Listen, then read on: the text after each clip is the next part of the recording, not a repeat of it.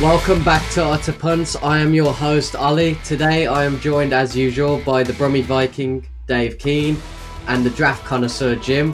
I finally got used to spelling Connoisseur as we addressed in the last video. Today we're going to be talking about the top 7 quarterbacks in the upcoming 2024 NFL Draft. And then the lads are going to be discussing whether they think that is accurate and who they would pick in what order. So I'm going to list off who the top 7 quarterbacks are according to Pro Football Focus as of yesterday. And then we'll go from there. So the number 1 quarterback, as typically known by most people, according to PFF, is Caleb Williams from USC. And number 2 is Drake Maye from North Carolina. And number 3 is Jaden Daniels from LSU. At number 4 is J.J.McCarthy from Michigan. Number 5, Bo Nix from Oregon. Number 6, Michael Penix Jr. from Washington. And number 7, Spencer Rattler from South Carolina. So, gents, I'm going to start with you, Jim. What's your thoughts on that order, and what's your order? I mean, yeah, number 1 is Caleb Williams, and I'll fully own up on this one to say this is complete sheep mentality. We've discussed in previous pods that I can't see it personally. I know Dave's in agreement with that to a point. Well, not to a point. I know you're in agreement with that statement. But from everything you're hearing and everything you're reading, it all lends to Caleb Williams being number 1. I've seen some good things from Caleb Williams, and I've seen some not so good things from Caleb Williams. It's the story of drafting a quarterback. It's literally a crapshoot. You're not gonna if we look at the quarterbacks that have been selected in the first round over the last 5 to 10 years, even first quarterback off the board a few years ago was Mitch Trubisky. He struggles for a backup job nowadays. So it's all a bit hit and miss, to be fair. But the comparisons to Caleb Williams that you're reading from the well-loved sort of NFL media, Patrick Mahomes, I read one today that he's in the top 1 percentile from an arm strength perspective, which again is something I don't necessarily agree with. But yeah, like I say, sheep mentality here is saying Caleb Williams. If we're going with who I think is the number 1 quarterback, I'm not capable of an independent thought on this one, apparently. So yeah, we're going to go with Caleb Williams as number 1. Okay, Dave. Yeah, I disagree. I'll not reveal where I've got Caleb, but I'm taking into account all of the coverage that we've seen, what I've seen from him myself, and I just see so many red flags with performance against upper echelon teams, with the fact that he does hold on to the ball for a fair amount of time. He can often navigate the pocket at the level he's been playing at doing that, but when he's had the test of a superior defence, a superior pass rush, he hasn't fared very well. There's a significant drop-off in his statistical output. So I don't have Caleb at number 1. I worry about a few other things around him as well, that I see Chicago Bears fans worrying about in terms of his actual personality. My primary issue with his personality is the fact that his father seems to speak for him a fair amount, which, fair enough. I've no problem with that to an extent. I saw Chris Eubank and Chris Eubank Jr. I quite enjoyed that. It didn't go very well, though, did it, when he got onto the big stage? It didn't go very well. And that's the thing. It rarely goes well. It does sometimes, though. But I think where there's a potential red flag for me there is from an organisational perspective. Is he really going to be wanting part of the team in his first contract renewal with us, which I don't think is actually allowed by NFL in his first rules, contract? So... No, it's not allowed. I mean, the concern stroke consideration to make would be if you're taking a quarterback at number 1, you're hoping he's your quarterback for 15 years, right? So When you're up for first, so the rookie contract scale is what it is. It protects the teams to an extent from back in the day when people like Sam Bradford were getting 75 million guaranteed as the number one quarterback, number one pick in the draft. So yeah, there's an element of that. I think it's contract renegotiation time. We've seen quarterback contracts going crazy over the last couple of years. Started by my beloved Deshaun Watson with his 46 million a year guaranteed for 5 years, and I was 230 million outlay on that one. And followed up with people like Joe Burrow, Lamar. And, you know, we're talking 5 years down the line for him. So, you know, we're already at the 55 million sort of mark. You know, by that, in 5 years' time, we could well be at the 85 million pound mark. And when you add that to, is he going to want a piece of the team? The Bears are one of the most storied franchises in NFL history.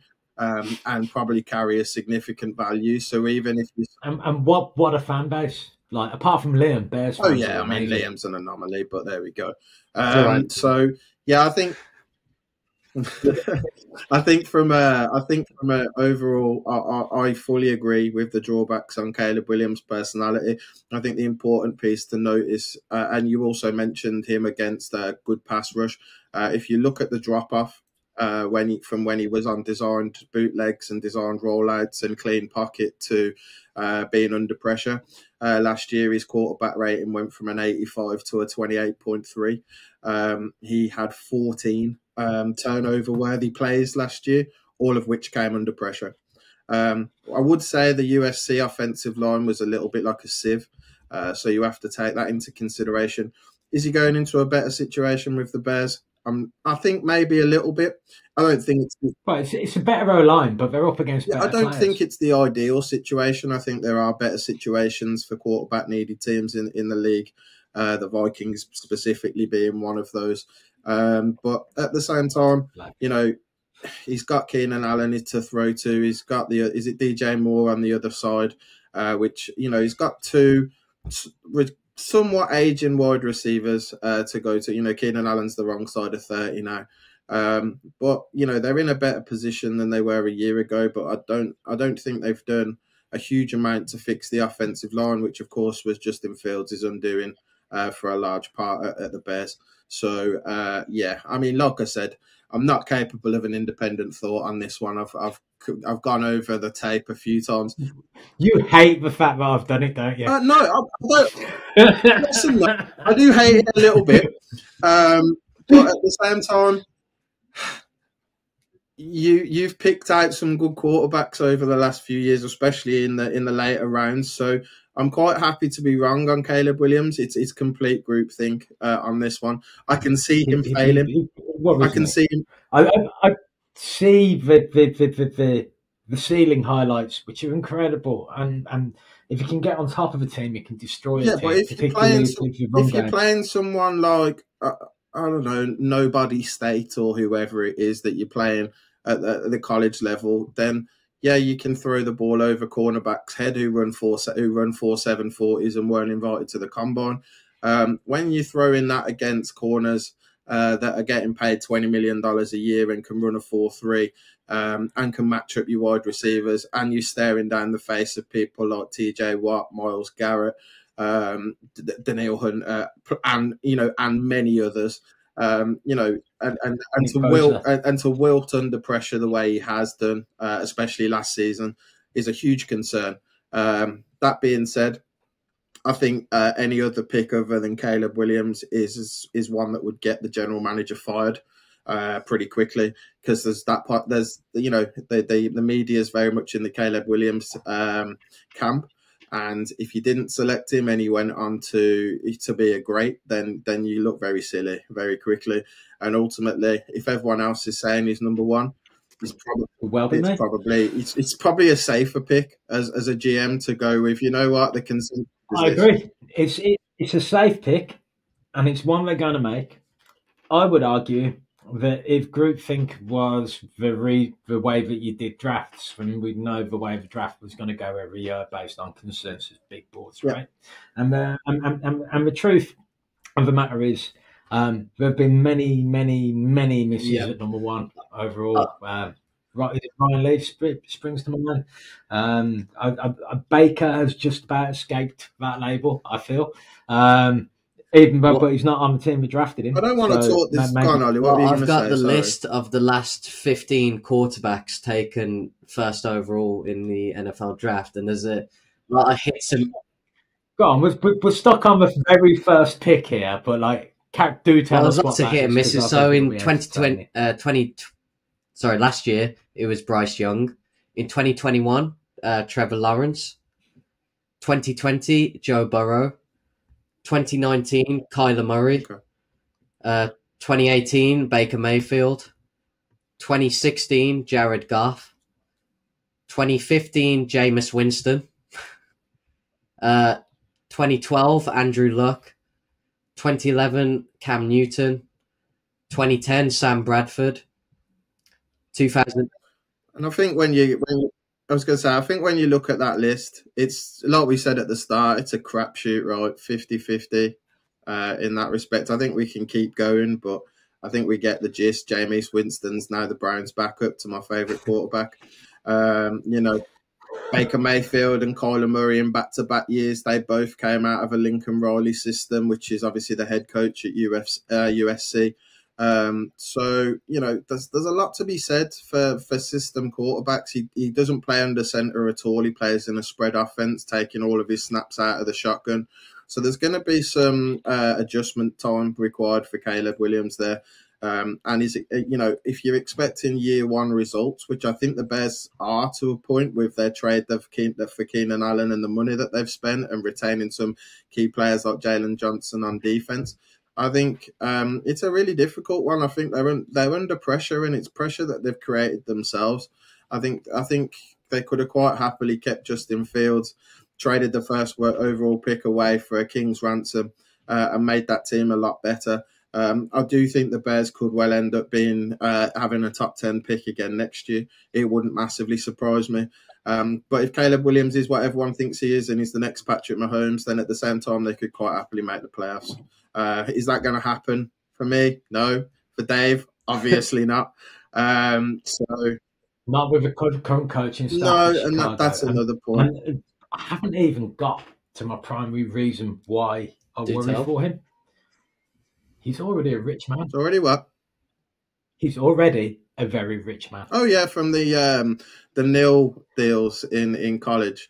I think show me the hunger. And by the way, all of this being said, I hope he goes on to prove me wrong, because if he's great in the league, he's going to be fantastic to watch, because those highlights are fantastic. I'm shocked there's not more conversation about whether or not he should be number one. I disagree, Dave. If he's at the Bears, I hope he's a failure. I hope he doesn't do well. And I wish him no luck. I hope he has the same career as Justin Fields. He flames out a little bit at the Bears and then goes on to be great elsewhere, because I think Fields, at some point, if working with Mike Tomlin, he's got every chance of doing something in the league. Still, I hope Fields has a better career, because I feel like he's been hard done by Chicago. He has that. But like, I don't wish it on anybody. He's just Caleb has an awful lot to prove to me, and I'm confused as to why there's not more conversation. I agree. So yeah, for me, he's not there. Instead, J.J.McCarthy is my number one overall pick, because of the upside. He's a 21-year-old now. He's just won the national championship. Has an air of Joe Burrow. I worried that I didn't see enough from him in college, being asked to do things. I am taking it on good faith.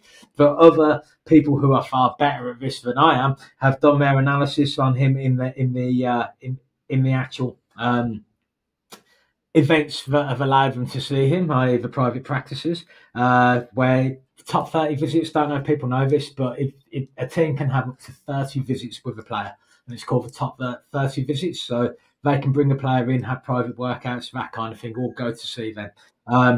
He's had many private workouts, from what I understand. Obviously, I could be falling for the biggest bit of spin from a new coach in the league in Jim Harbaugh's absolutely brilliant propaganda campaign for getting pushed up. But he's released risk for me overall. And that's the way I'm looking at it. Who's released risk? He's got a potentially very high ceiling. I've seen him win games. I know that if you get the right kind of team around him, he can win games. He's a natural leader. He has no injury history. It's a no-brainer for me. And no one can say anything about level of competition because he's always performed to the point where he's won the title. Okay, there was one game where we only threw the ball 8 times, but they were absolutely destroying that team with a run game, so why put him at risk? There's too much context around him that makes me think he can do an awful lot more than he actually showed at the college game. And he showed enough of the college game to become a national champion. And when you actually look at the history of the Michigan Wolverines, Harbaugh had them pushing and trying to get ahead of Ohio State in that rivalry for a while. And the thing that turned it was the arrival of J.J.McCarthy, a leader of men in a locker room. Right? So for me, it's an obvious thing that J.J.McCarthy is the number 1 overall pick, or should be. Do you want me to respond to that, or do you want me to give you my number 2? Give your number 2. Well, what we'll do, because you'll have him ranked, right? Yeah. So when you get to him, you can. I'm glad we have Dave here. Otherwise, it'd just be PFF's ranking with me and Jim, I think. Oh, yeah, that's yeah. No, it wouldn't. But in all seriousness, J.J. McCarthy, agree to a point with what you said. I'll come to him in a minute. He's not my number 2 rated quarterback this year. My number 2 rated quarterback this year is Jaden Daniels from LSU. There's a few reasons for that. The main one is the improvement that we've seen from Daniels over his college career. Started off very average accuracy, pocket presence, and all that stuff. And in his last year at LSU, he won the Heisman Trophy. He threw 40 touchdowns to 4 interceptions, completion percentage of over 70%.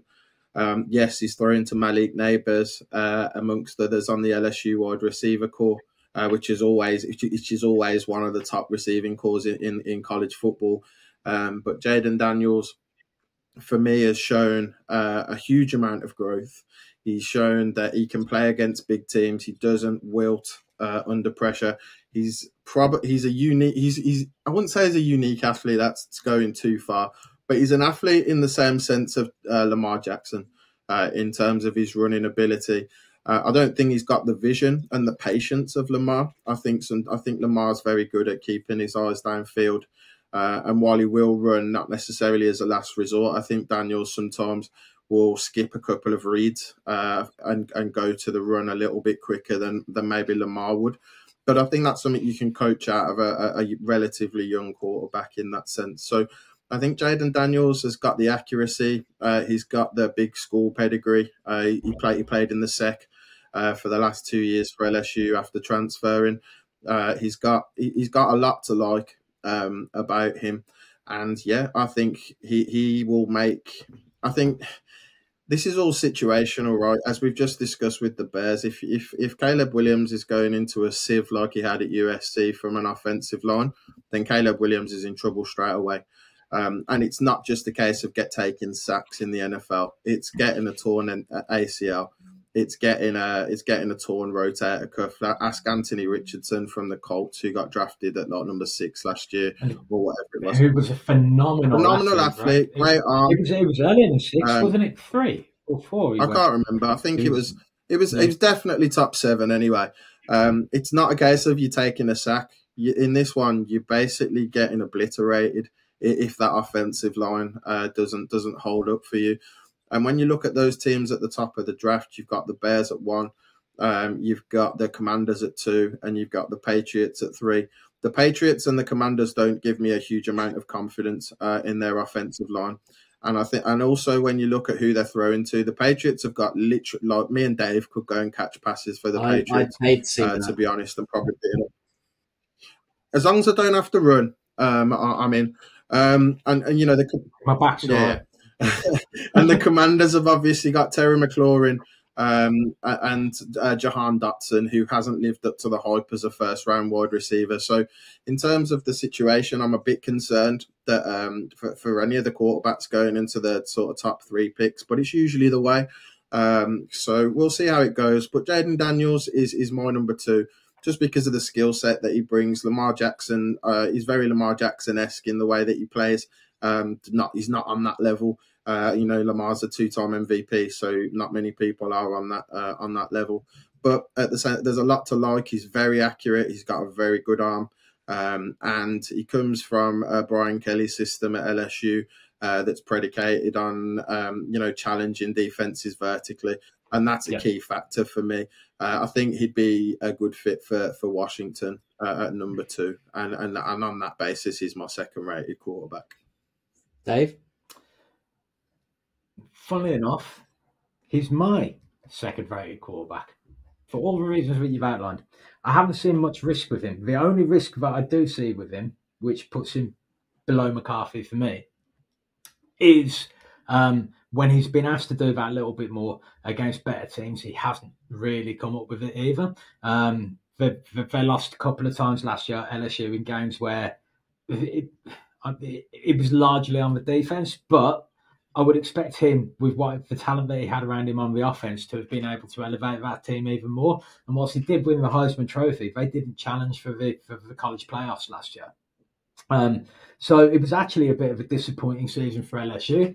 And I think part of the reason for that was the fact that they were predicating the offense on elevating the stock of Daniels, I felt. So I felt there was a risk there that it was being made to look good once the actual season was looking like it wasn't going to be a successful one from a playoff perspective. He became their primary focus to get him to be a star. And he took that opportunity. He was a fantastic player, really, really good prospect. But for me, that element of I do have doubt, having seen him given the license to try to elevate the team and coming a little bit short. Whilst what I believe with McCarthy is I saw the player play within the structure of the team that he had, and that's why McCarthy got in ahead of Daniels. But that is literally the only reason. I think he's a tremendous prospect. I worry for him at the Commanders if he goes there. I worry for him at the Patriots if he goes there. But someone's got to go there. Good luck, sir. Yeah, I think with Daniels, I think what's notable on 40 touchdowns through the air, 10 on the ground, 4 interceptions. That's a great ratio. But at the same time, if you're playing from behind regularly, they're called garbage time stats for a reason, right? So if you're 21 points down to Georgia after the first quarter, or if you're 14 points down to Alabama at halftime, then all of a sudden the run game stops completely and everything's going through the air. And the way college football is, you can normally take a 5-6 yard dump off completion quite regularly. And that's a good way to pad your stats. One thing I did notice when I looked at Jaden Daniels' stats was that his depth of target had increased significantly from around 7.6 yards to about 11.7. So it's not necessarily a hugely valid point. But at the same time, when you're playing from behind, quarterbacks can put up some numbers, as all you fantasy players will know. That's been the beauty of having a Browns quarterback over the last 5 or 6 years. And Kirk Cousins is a master of the garbage time stats, as the Falcons are about to find out. So yeah, it is what it is in that sense. But Jaden Daniels, number 2, me and Dave agree. Miracles do happen. So yeah, that's really nice to see. We won't be agreeing on the next one. Right. So number 3, Dave, do you want to go first or Jim? I don't mind. No, I'm going first because I'm smarter than Dave. We'll take number 3. Don't forget the settle. This is Dave's number 1 quarterback, as he's articulated already, and it's J.J.McCarthy.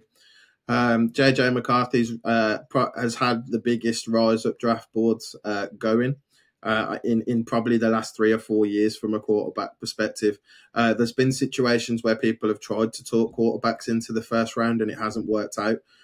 This is a real situation of J.J. McCarthy going from a late first, maybe even into a mid second, all the way up into a top 5 selection in the draft. I think that's partly masterful Jim Harbaugh mind games in terms of promoting his stock. But when you look at the fundamentals from J.J.McCarthy, he's started for the national champion in the Big 12. He's got a lot of experience in big games. The concerns that I had with J.J.McCarthy were arm strength. Those have well and truly been put to bed after his combine and pro day showings. So there's a situation. I mean, I saw a stat that out of all of the quarterbacks measured from a throwing velocity perspective, he was second only to Joe Milton at Tennessee. And if you watch Joe Milton's deep ball on the combine, like myself and Dave did together, we sat there and both went, wow. And J.J.McCarthy's not far off that. I don't think he's quite got the ball placement necessary, but at the same time, I think that's probably going to come with experience. Like you said, he hasn't thrown a lot of passes for Michigan. I think he was under 15 passes thrown, I think maybe 6 or 7 times last year. But that's a byproduct of the offense that you're in. Jim Harbaugh loves the run game, he loves to pound the rock. And if you've got a good running game, then happy days. I think J.J.McCarthy needs to go into a situation where you're not asking him to be a Superman straight away. I think he can grow into. I don't think there's much growth to do.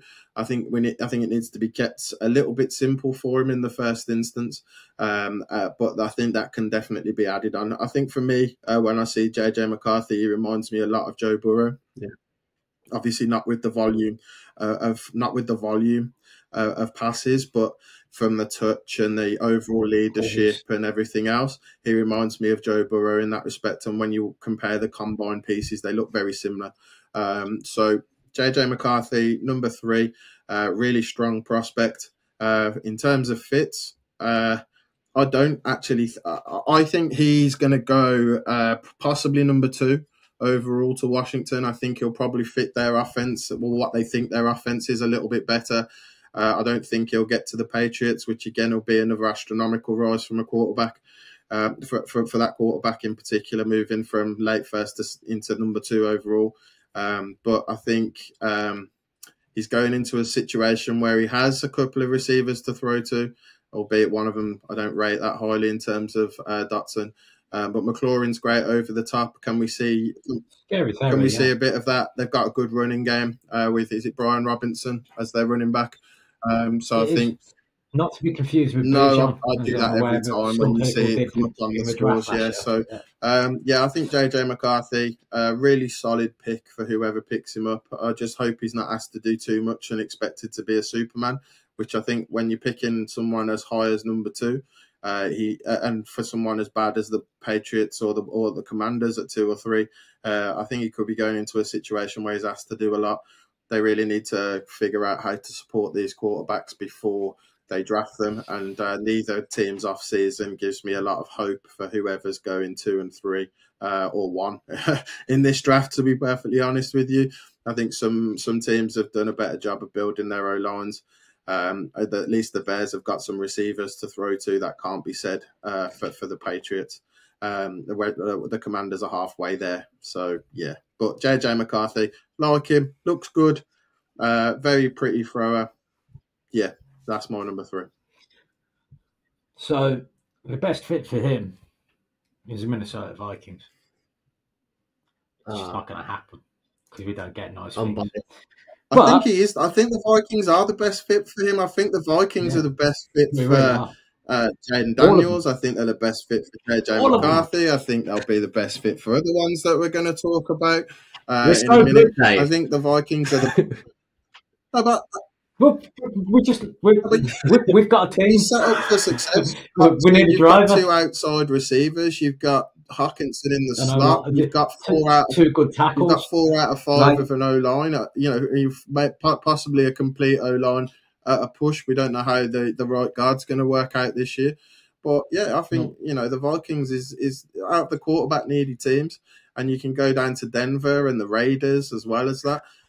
There's not a situation that's better for a rookie quarterback to go into than the Vikings. No, 100%. I just wanted to say that because the next player on my list, on my rankings, which are based around mitigating risk, potential upside, Well, I'm taking someone who's made the two major concerns around him, which I'll get into in a second. But number 3 on my list is Michael Penix Jr., a player that I really, really enjoyed watching destroy the college team that I support. When I say I enjoy watching it, it just happened, and it was a fantastic performance.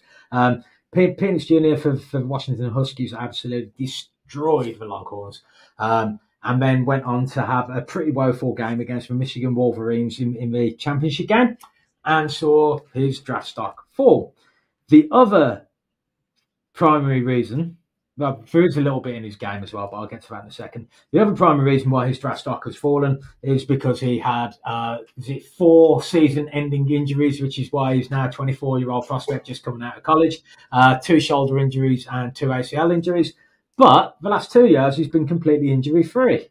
So, this is my rankings, my take, right?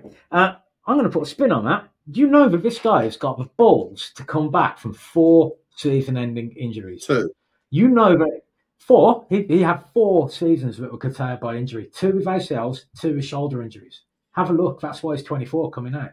He's basically managed to strap his body together, get it through 2 full years, including a championship run. Came up just short, yeah, but what a team that Michigan Wolverines teams were, and what a quarterback they were led by.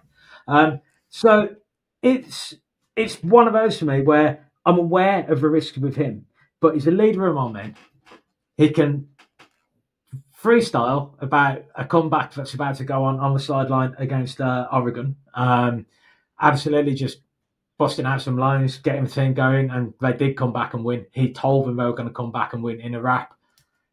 Man, the guy's got everything in terms of leadership quality. You watched the combine with me. You saw how all the other quarterbacks there were looking up at him.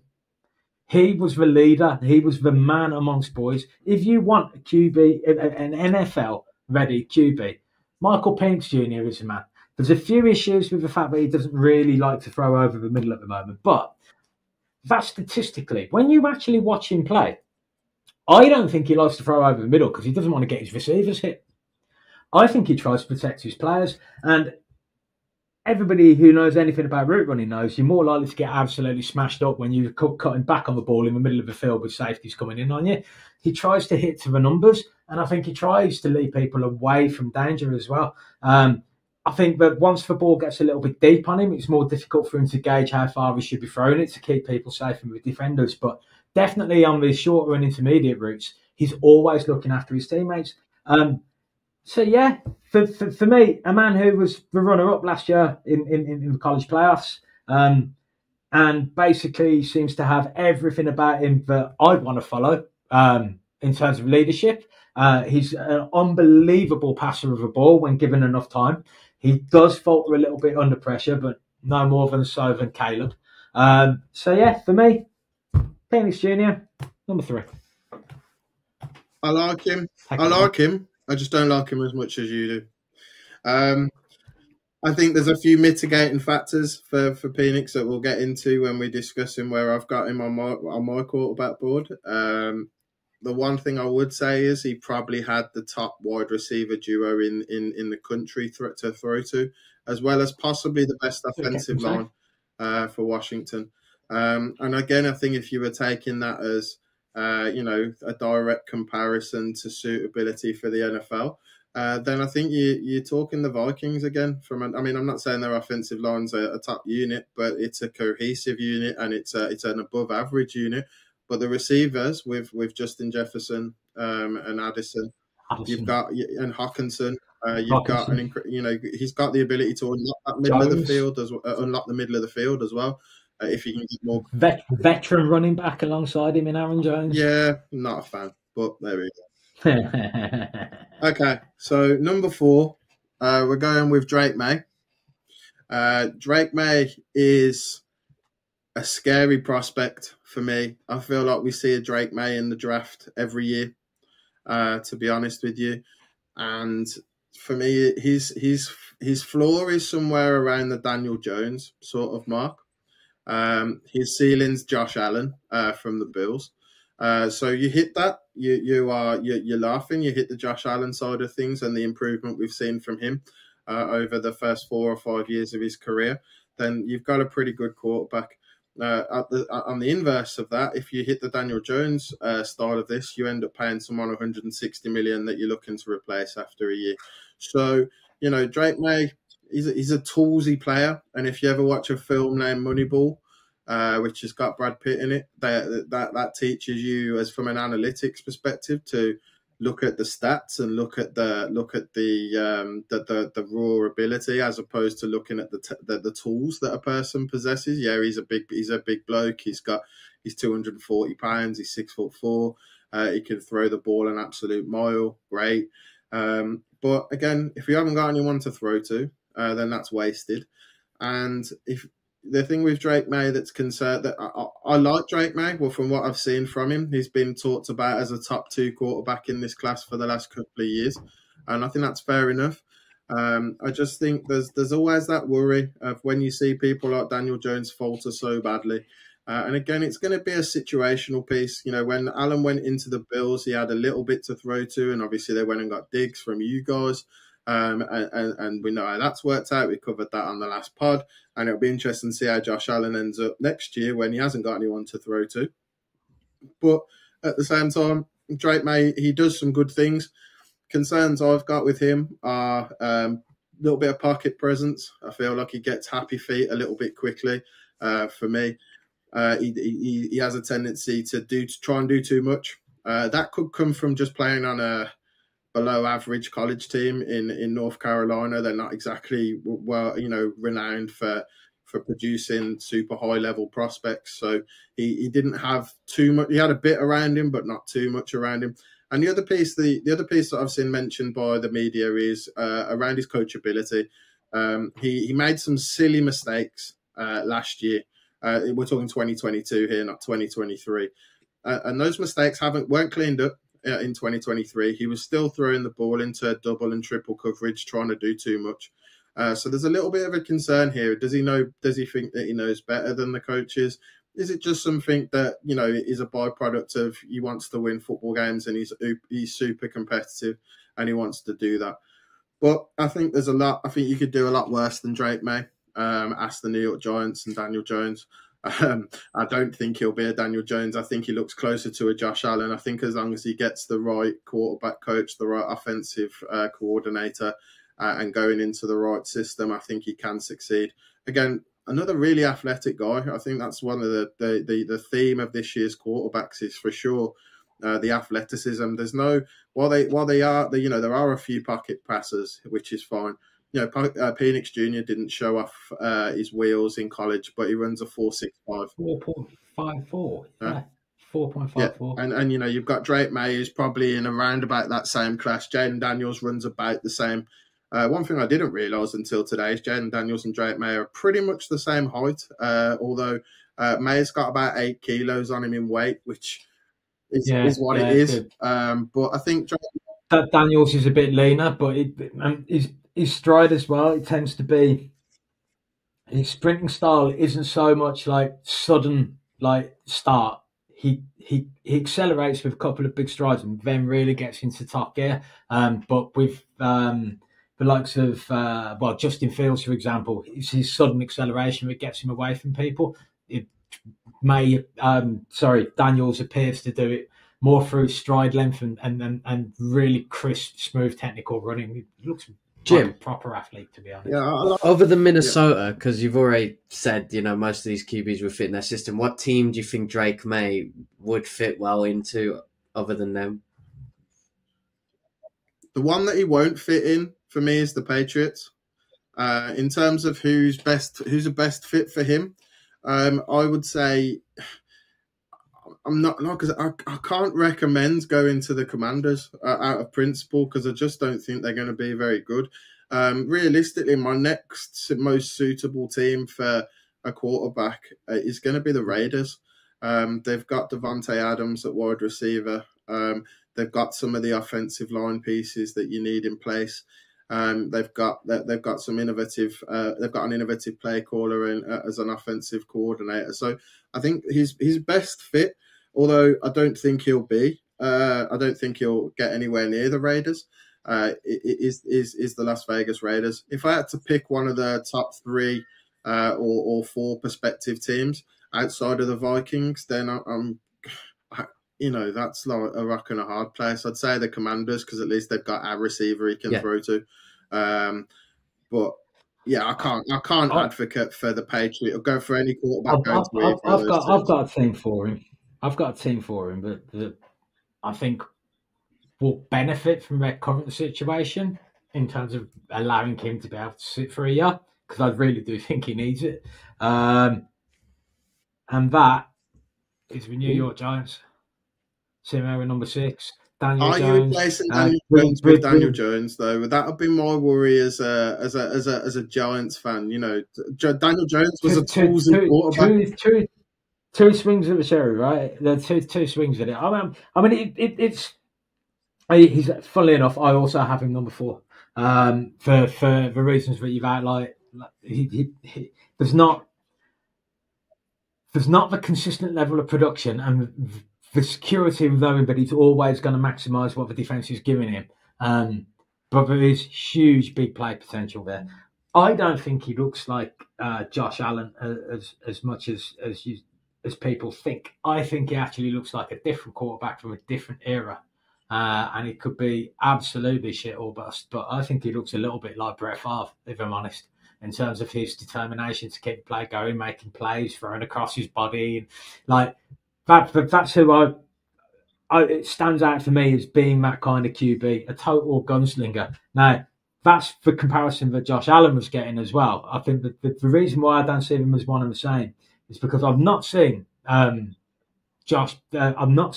Drake Maye use the same levels of physical running that Josh Allen did when he first came out of college and broke into the league, where he was an absolute human battering ram. So maybe the evolved Josh Allen, yeah, I can see that. But like I am comparing it with the evolved Favre, so I'm probably chatting nonsense. But I do get those Favre vibes off him in terms of not the other. It's a stretch, but I'm not going to argue because, like you said, Josh Allen was compared to a bit to Favre, and that's who I'm likening him to. So I can see that being the case. Right, number 5.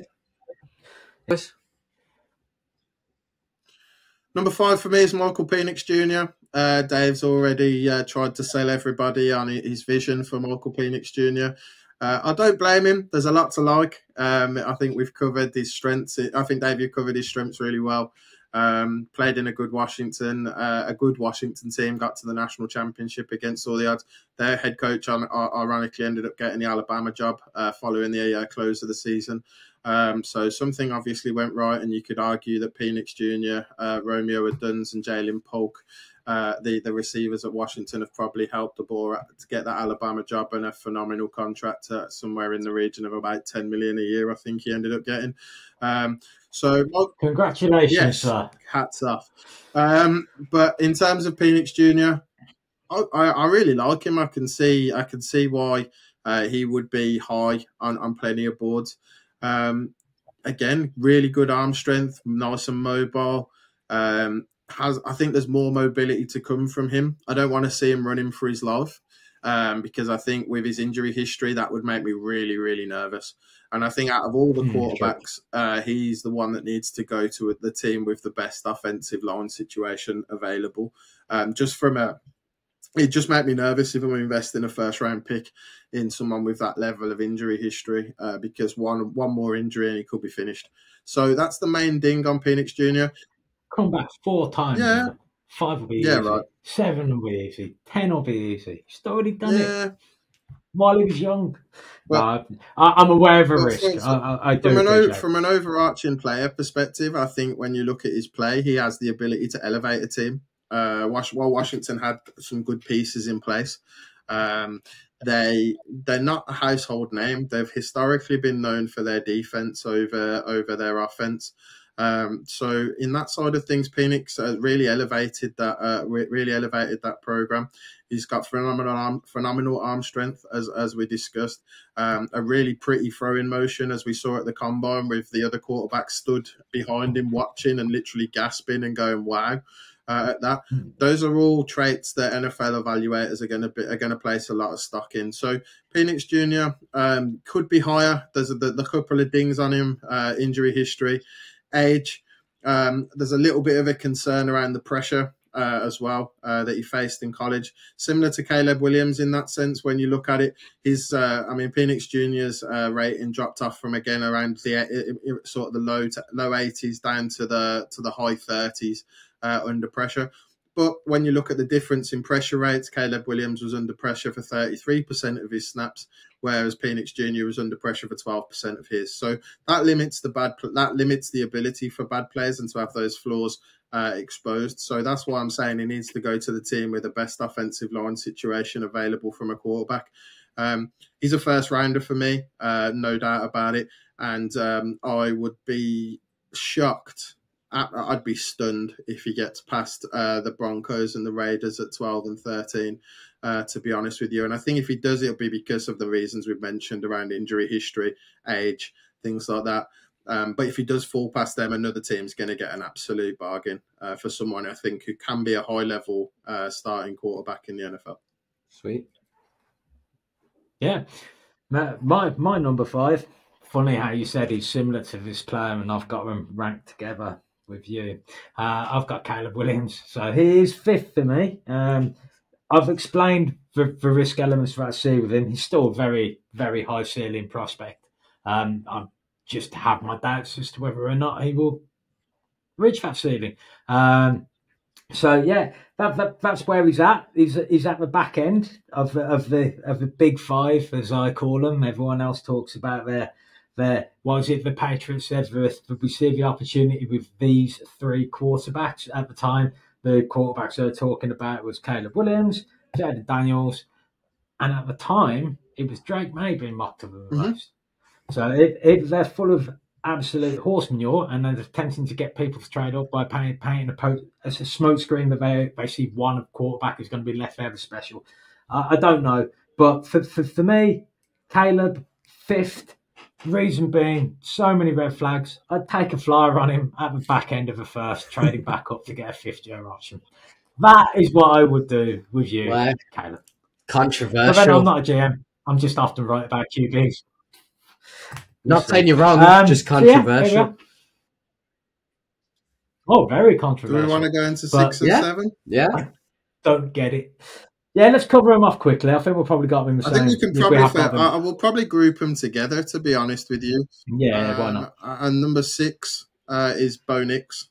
Number 7 is Spencer Rattler. I think those were the top. The number 6 and 7 on the PFF board, if I remember the start of the pod with you, Ollie. In that sense, quite simply, I don't think either's a starting quarterback in the NFL. I think Bo Nix is a product of an innovative college offense system who has operated that at a medium to high level.